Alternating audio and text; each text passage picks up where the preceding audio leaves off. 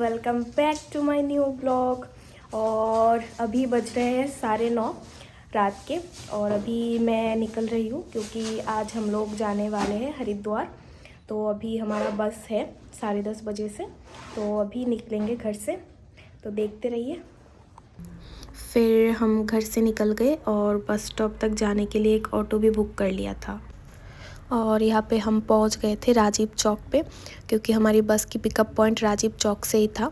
और हम पहुँचते पहुँचते बस भी आ गई थी। फिर हम बस पे चढ़ गए।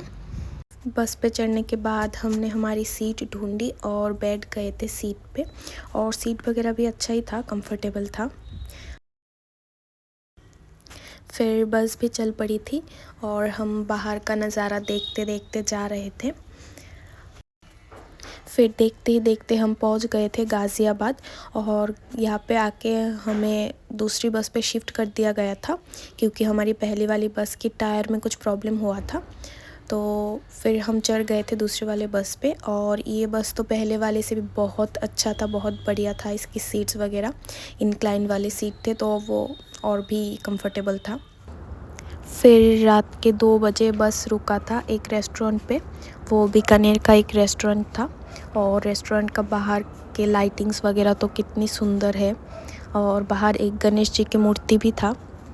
फिर हम चले गए रेस्टोरेंट के अंदर और मैंने एक चाय के लिए ऑर्डर दे दिया था, जो बहुत ही महंगा पड़ा था मुझे। और एक चाय वो लोग 47 रुपीज़ के दे रहे थे, तो मैंने एक चाय ऑर्डर किया और चाय लेने के लिए मैं चली गई काउंटर पे। फिर यहाँ पे मेरी चाय भी आ गई थी। और चाय का कप देखने के बाद और टेस्ट करने के बाद मुझे ये एहसास हुआ कि नहीं, 47 रुपीज़ इस चाय के लिए तो बनती है। और फिर मैं चाय के कप से ही हाथ सेकने लग गई थी, क्योंकि बहुत ठंड था। और ठंड में मेरी उंगलियां बिल्कुल बर्फ़ जैसी हो जाती है, ठंडी ठंडी। तो इसलिए मैंने चाय के कप से ही हाथ सेक लिया। और फिर चाय पीने के बाद फिर हम चले गए बस पे। और बाहर से बस 1 ही घंटे की दूरी में था हमारा डेस्टिनेशन। फिर हम हमारे डेस्टिनेशन पे पहुंच गए और उतर गए थे बस से। और भाई बस से तो उतर गए, बहुत ठंड है, इतनी हवा चल रही है, इतनी हवा चल रही है, क्या ही बोलूँ। बर्फ़ ना हो जाओ मैं, बहुत ठंड है। भाई मैं तो आज बर्फ़ बनने वाली हूँ। फिर हम पहुंच गए थे हमारे डेस्टिनेशन पे, जो था हर की पौड़ी, हरिद्वार। और हमें पहुंचते पहुंचते लगभग 4:30 बज गए थे। फिर हम चले गए थे अंदर और होटल रूम्स ढूंढ रहे थे। और हमें जल्दी ही मिल गई थी एक रूम, तो हमने वो बुक कर लिया था। अभी पीते हैं चाय और मम्मी कर रही है थोड़ी रेस्ट। उसके बाद हम जाएंगे सुबह वाली गंगा आरती देखने के लिए।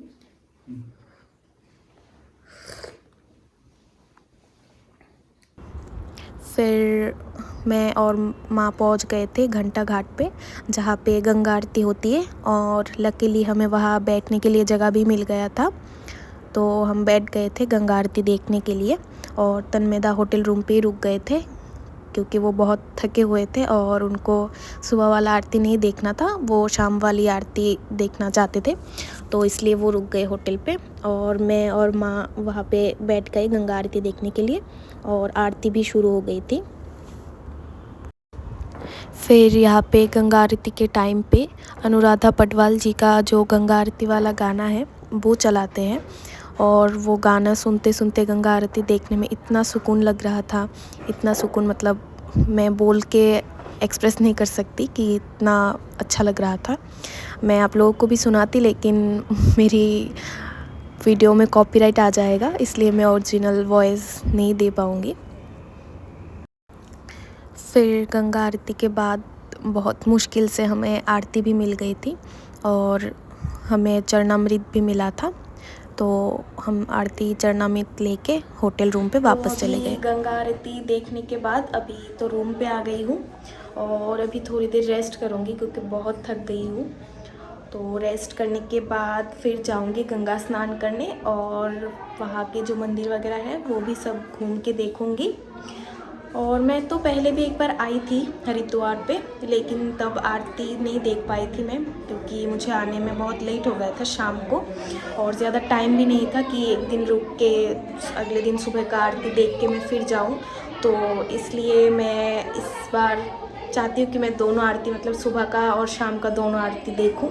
तो अभी तो सुबह वाला देख लिया, अभी शाम को भी देखने का इच्छा है, देखती हूँ देख पाती हूँ या नहीं। तो आप लोग भी देखते रहिए। फिर होटल रूम में वापस जाके हमने 3-4 घंटे रेस्ट किया, और रेस्ट करने के बाद हम आ गए थे यहाँ घाट पे गंगा स्नान करने के लिए। तो सबसे पहले मैंने माँ को बोला कि आप कर लो गंगा स्नान, उसके बाद मैं करती हूँ।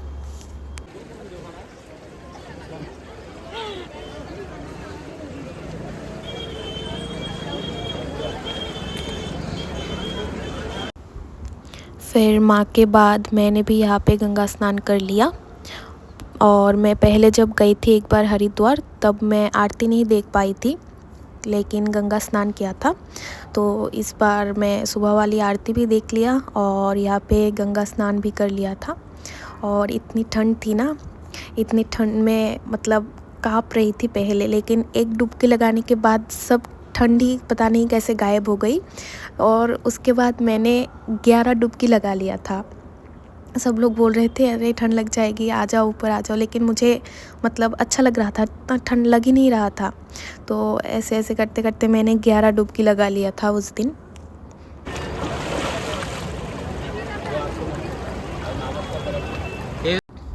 फिर गंगा स्नान करने के बाद चेंज करके हम थोड़ी देर वहीं खड़े हो गए थे, क्योंकि बहुत अच्छी धूप निकली थी, तो थोड़ी देर धूप में खड़े हो गए थे हम लोग।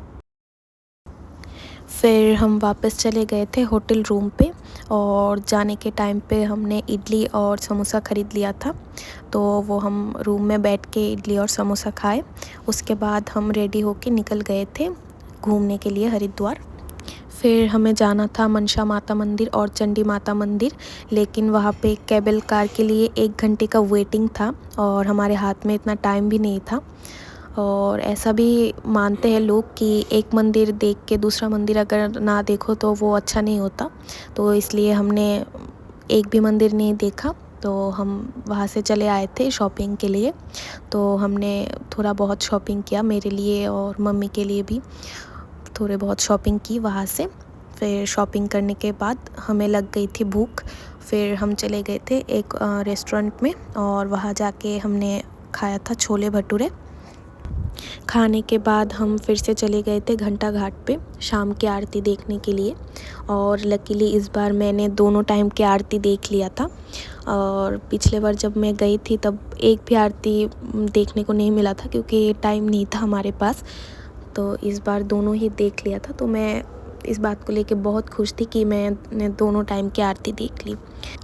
आरती देखने के बाद हम निकल गए थे फिर से शॉपिंग करने के लिए, लेकिन माँ की तबीयत थोड़ी ख़राब लग रही थी, तो माँ को हम होटल रूम पे पहुँचा दिए। पहुँचाने के बाद मैं और तन्मेदा चले गए थे शॉपिंग के लिए। मेनली तन्मेदा को ही ख़रीदना था उनके घर के भगवान के लिए, मतलब महादेव जी के लिए डमरू वगैरह त्रिशूल वगैरह ख़रीदना था, तो इसलिए हम चले गए। शॉपिंग ख़त्म करने के बाद हम फिर वापस गए थे होटल रूम पे, और वहाँ पे हमने चेकआउट कर लिया था। चेकआउट करने के बाद हम आ गए थे एक रेस्टोरेंट पे डिनर करने के लिए, क्योंकि हमारी उसी दिन रात को बस थी 10:30 बजे की।